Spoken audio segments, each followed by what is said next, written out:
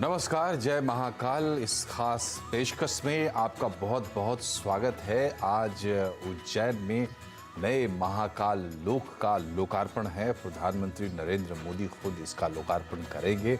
सरकार ने काशी और केदारनाथ के बाद ये तीसरा ज्योतिर्लिंग है देश का, महाकालेश्वर का, जहां पर उसको नए रंग रूप में पेश करने की कवायद सरकार ने की है और 316 करोड़ की लागत से नया कॉरिडोर वहां बनकर तैयार है और उसे ही लोकार्पण उसका करने के लिए खुद प्रधानमंत्री नरेंद्र मोदी पहुंच चुके हैं उज्जैन। अब से थोड़ी देर में वो पहले महाकाल के मंदिर में पूजा अर्चना करेंगे और उसके बाद जो चीज़ें तमाम बनी हैं उनको देखेंगे, उनका मुआयना करेंगे और करीब 6:30 बजे लोकार्पण होगा महाकाल लोक का। इसमें आपको बता दें कि पूरी जो ये योजना है ये उस पूरे इलाके को, जो करीब करीब 20 हेक्टेयर का बहुत बड़ा इलाका है, तो उसको रीडेवलप करने की योजना है और 800 करोड़ रुपए इसमें कुल मिलाकर खर्च होंगे। एनिमेशन के जरिए हम आपको दिखा रहे हैं कि कैसी होगी पूरी योजना। जब ये बनकर तैयार हो जाएगी तो मंदिर किस तरीके से और उसके आसपास का एरिया कैसे आपको दिखाई देगा। तो इसमें जो है 800 मीटर का एक कॉरिडोर अभी बनाया गया है, 800-900 मीटर के आसपास है। ये म्यूरल वॉल के सहारे है, यानी ये एक खास तरीके की दीवार होगी जिसके किनारे किनारे ये कॉरिडोर पूरा बना हुआ है और इसमें तमाम तरह की सुविधाएं, ये जो पूरा कॉम्प्लेक्स जब डेवलप होगा तो ये एक बड़ा सुविधा केंद्र और तमाम जो चीज़ें जो आप कल्पना कर सकते हैं कि लाखों लोग जब किसी एक तीर्थ स्थल पर जमा होते हैं तो उन्हें किन चीज़ों की ज़रूरत हो सकती है, सुविधाएं उनको क्या चाहिए होती है, ये तमाम चीज़ें इसमें एकोमोडेट की गई हैं। साथ ही साथ इसको इस तरीके से डेवलप करने की कोशिश की गई है कि जो शिव भक्त हैं उनको वो अनुभूति और वो तमाम दृश्य उनके सामने हो जिनसे कि उनका एक्सपीरियंस, जो रिलीजियस टूरिज़्म का ये एक जगह है, तो उनका जो पूरा एक अनुभव है वो उनको महाकाल से जोड़े। तो यहाँ एक सुविधा केंद्र भी बनाया गया है जहाँ पे 4000 श्रद्धालु रह पाएंगे और मोबाइल लॉकर्स हैं यहाँ पर 6000, यानी जो भक्त आएंगे उनके सामान रखने के लिए। और इसके अलावा और तमाम तरह की सुविधाएं होंगी। महाकाल पथ इसमें है, महाकाल वाटिका है, महाकाल प्लाजा है, मिडवे जोन है, महाकाल थीम पार्क है जिसका की डेवलपमेंट किया जाएगा। दूसरे चरण में महाराजवाड़ा, रुद्र सागर जो झील है उसका जीर्णोद्धार और रामघाट का वहाँ पे सौंदर्यीकरण होगा, पार्किंग लॉट बनेगा, पर्यटन सूचना केंद्र बनेगा और तमाम तरह के अंडरपास और गेट्स वहाँ पे लगाए जाएंगे, फुटब्रिज बनेगा। तो रुद्र सागर पश्चिमी सड़क और महाकाल एक्सेस रोड भी इसमें शामिल है। और अब आप देख रहे हैं अपने स्क्रीन पर वहाँ से लाइव फुटेज। ये काफिला पहुँच रहा है, महाकाल मंदिर की तरफ जा रहा है और वहीं पर महाकाल कॉरिडोर का उद्घाटन होना है। और आज हम आपको ये दृश्य दिखाएंगे उज्जैन से सीधा, जो अभी आप अपने स्क्रीन पर देख रहे हैं। लेकिन इसके साथ ही साथ महाकाल की महिमा भी हम जानेंगे और चर्चा करेंगे कि इससे रिलीजियस टूरिज्म को, धार्मिक टूरिज्म को कितना बढ़ावा मिलेगा। चर्चा के लिए हमारे साथ होंगी आध्यात्मिक गुरु श्रुति द्विवेदी और भागवताचार्य पंडित नीलिम त्रिपाठी। तो बहुत बहुत स्वागत है आप दोनों का CNBC आवाज़ पर। पंडित त्रिपाठी, बताइए कि महाकाल का जो मंदिर है, जो ज्योतिर्लिंग है महाकाल का, उनकी महिमा खास क्या है? हमारे दर्शकों को ये समझ में आए, तो ये बात समझ में आए कि वहाँ इतनी मेहनत और इतना जोर क्यों लगाया जा रहा है।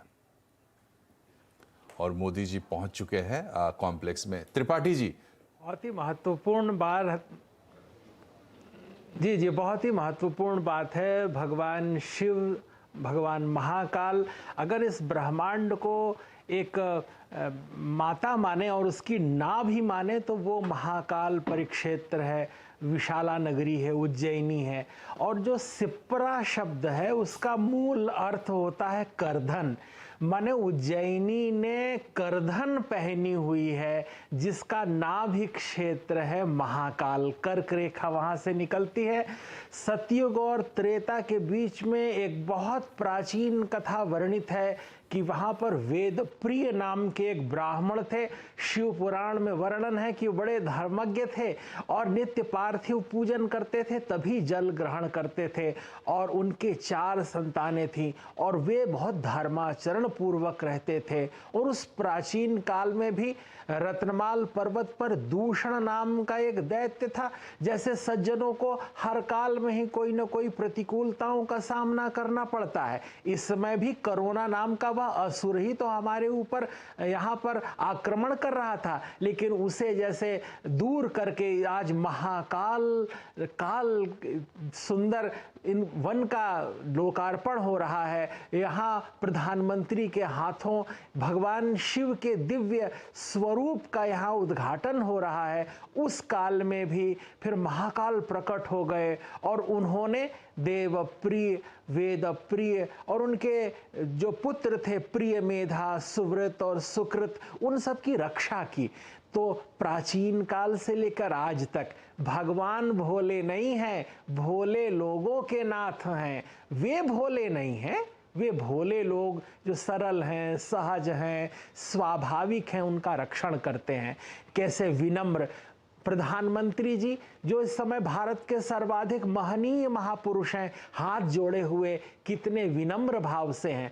जैसे राम जी के सामने हनुमान जी हाथ जोड़े प्रवेश करते हैं, उसी तरह महाकाल के सामने हमारे माननीय प्रधानमंत्री जी उस विनत भाव से, विनम्रता से, शील से, संकोच से, सरलता से, सहृदयता से उनके समक्ष प्रस्तुत हैं।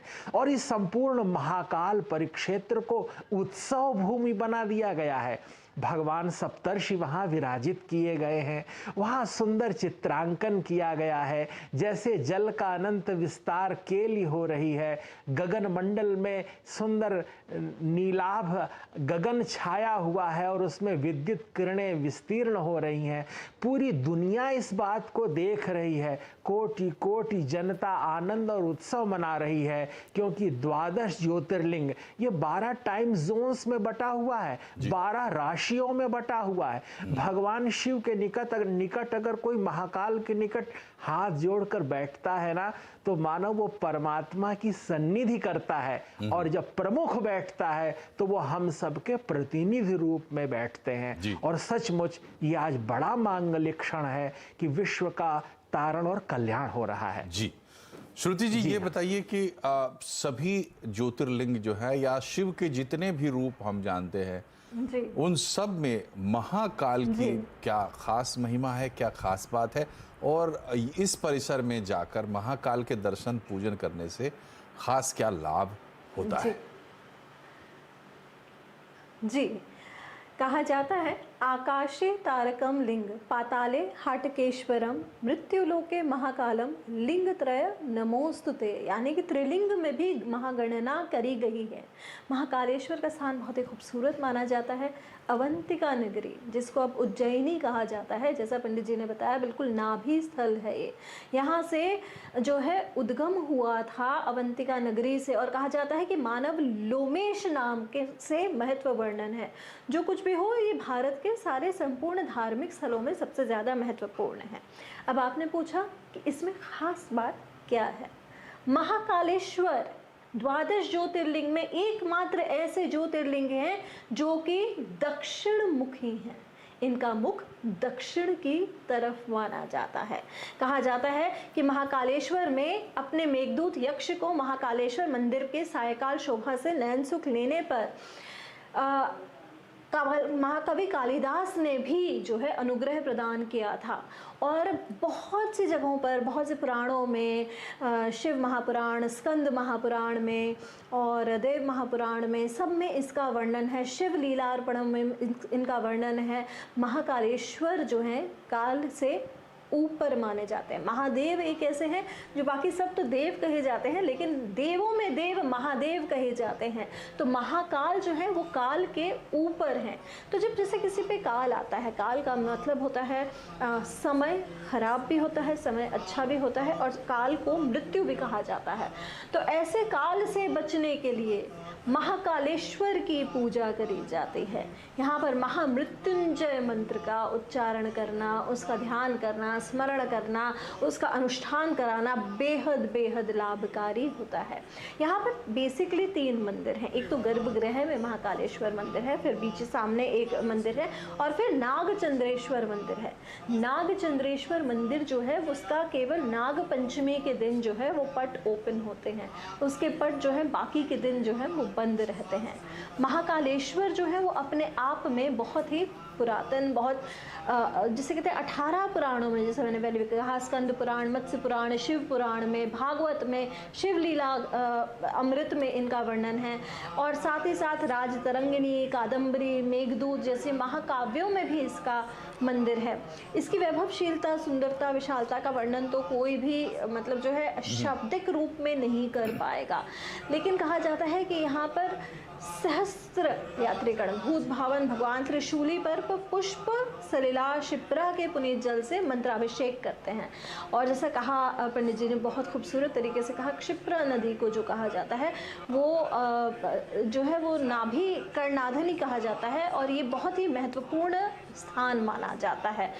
और महाकालेश्वर एक ऐसा स्थान है, मतलब इतना पुराना द्वादश ज्योतिर्लिंग है, कहा जाता है पृथ्वी का उद्गम यहीं से हुआ था, मतलब मानव जाति का उद्गम यहीं से हुआ था। लोमेश जो है, जो माने जाते हैं, उनका जो है उद्गम यहाँ से हुआ था। इनकी जो ध्वनि होती है, वेदों की जो ध्वनि होती है, यहाँ से गगन मंडल को प्रतिध्वनित करते हैं, और ब्रह्म वृंदों में ये स्थान घिरा रहता है। ये बहुत ही महत्वपूर्ण स्थान कहा जाता है। कहा जाता है कि महाकालेश्वर स्वयं भूदेव हैं, अपने आप निकले हुए हैं, और स्वयं जिसने भी महाकालेश्वर के दर्शन किए हैं, जिसको भी ये प्राप्त हुआ है, ये सौभाग्य प्राप्त हुआ है, उसका जीवन जो है वो सरल होता चला गया है। जी, तो ये थी महिमा महाकाल की। लेकिन पंडित जी ये बताइए कि शिव का श्रृंगार भी अपने आप में खास है। एक तो जो हम सुनते आए हैं कि सर्पों की माला, डमरू, और उनके साथ जो है भूत पिशाच और तमाम जो जीव जंतु हैं, सब शिव के गण हैं, और एक जो शिव की आभा है वो आम तौर पर आपको कहीं और मिलेगी नहीं, किसी देवता के पास नहीं मिलेगी, चाहे धर्म कोई भी हो।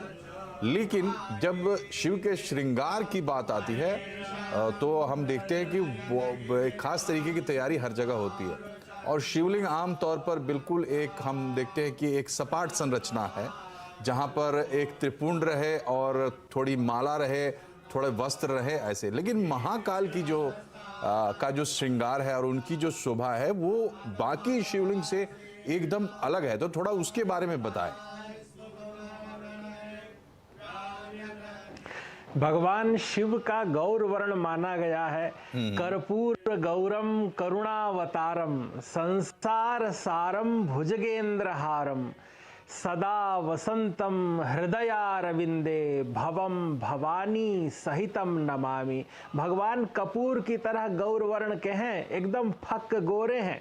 शास्त्रों में उनका वर्णन किया गया है कि भगवान गोरे हैं फिर भी विभूति लगाते हैं। जैसे कोई स्त्री बहुत सुंदर हो फिर भी जब श्रृंगार करती है तो पाउडर लगाती है। गात्रम भस्म सितम सितंच हसितम। भगवान जब मुस्कुराते हैं तो उनकी सफेद सफेद दंतावली विकीर्ण होने लगती है, उससे प्रकाश की आभा छिटकने लगती है। भगवान के हाथों में सफेद रंग का त्रिशूल है, खड्वांग भी सफेद रंग का है, हाथ में कपाल भी सफेद रंग का है, उनका वाहन नंदी भी सफेद रंग का है, उनके माथे पर द्वितीया का चंद्रमा भी सफेद रंग का है, और उनकी जटाओं से गिरती हुई मां गंगा भी सफेद रंग की हैं। और भगवान शिव अपने भक्तों के जीवन में उसी तरह सफेदी भर देते हैं। किसी का कितना भी कृष्ण पक्ष क्यों न चल रहा हो, लेकिन भगवान शिव को समर्पित होने वाले व्यक्ति का भक्त के जीवन में शुक्ल पक्ष प्रारंभ हो जाता है।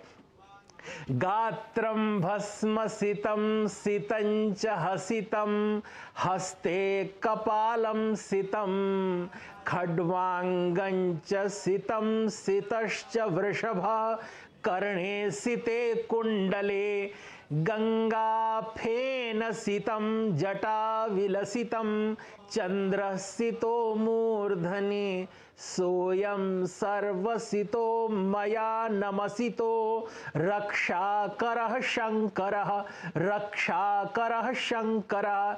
जो भी भक्त भगवान शिव के निकट पहुंचता है और उनके पंचाक्षर मंत्र ओम नमः शिवाय का जप करता है, जपहु जाय शंकर सतनामा होई है तुरत हृदय विश्रामा। भगवान राम नारद जी से कह रहे हैं कि हे देवर्षि, अगर चित्त में शांति चाहिए तो ओम नमः शिवाय का जप करिए। यह ओम नमः शिवाय का पंचाक्षर मंत्र जिसके भी जीवन में आता है, वहां सुख शांति आनंद वैभव अभ्युदय और आह्लाद सदा बना रहता है। पूरा संसार कारण से प्रसन्न होता है, लेकिन भगवान के भक्त अकारण प्रसन्न रहते हैं, क्योंकि भगवान भोलेनाथ हैं।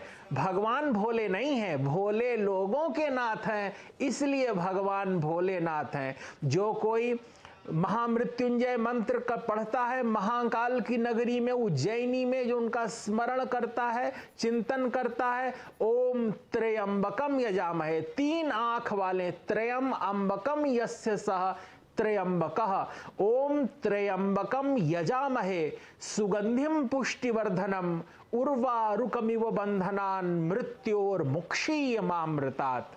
जय महाकाल कहकर जब भगवान महाकाल की शरण में जाता है, तब उसके जीवन में भव बाधाएं दूर हो जाती हैं, आह्लाद और आनंद अवतरित होता है। जी जी। तो जय महाकाल में हमारी ये पेशकश जारी रहेगी। प्रधानमंत्री नरेंद्र मोदी इस वक्त पूजा कर रहे हैं मंदिर के गर्भगृह में, बिल्कुल महाकाल के सामने बैठे हैं, और इसके बाद वो कार्यक्रम होगा जहां वो लोकार्पण करेंगे, राष्ट्र को समर्पित करेंगे महाकाल कॉरिडोर, जिसे अब महाकाल लोक के नाम से जाना जाएगा। हम यहाँ एक छोटे से ब्रेक के लिए रुक रहे हैं, ब्रेक के बाद लौटेंगे तो आपको फिर से सीधे लिए चलेंगे उज्जैन और बात करेंगे श्रुति से और पंडित जी से।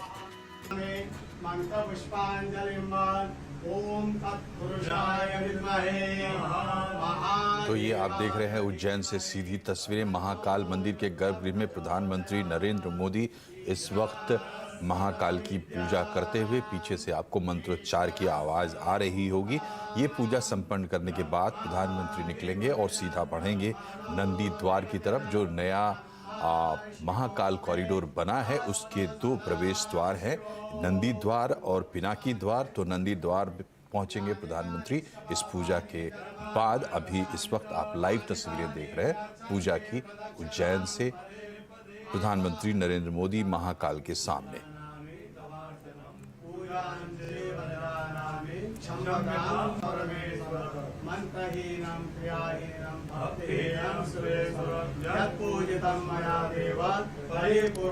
ये जो मंदिर है, यहाँ देश ही नहीं दुनिया भर के श्रद्धालु आते हैं, क्योंकि शिव के जो 12 ज्योतिर्लिंग बताए गए हैं उनमें से एक ये हैं, और यहाँ अगाध श्रद्धा है भक्तों की। और इसी को देखते हुए पहले काशी कॉरिडोर, फिर केदारनाथ कॉरिडोर और अब महाकाल कॉरिडोर बना है। केंद्र और राज्य सरकार के सहयोग से मंदिर और उसके आसपास जो सुविधाएं हैं, जो जिसको आप टूरिज्म कह सकते हैं, रिलीजियस टूरिज्म, उसको इम्प्रूव करने की कोशिश में ये किया गया है।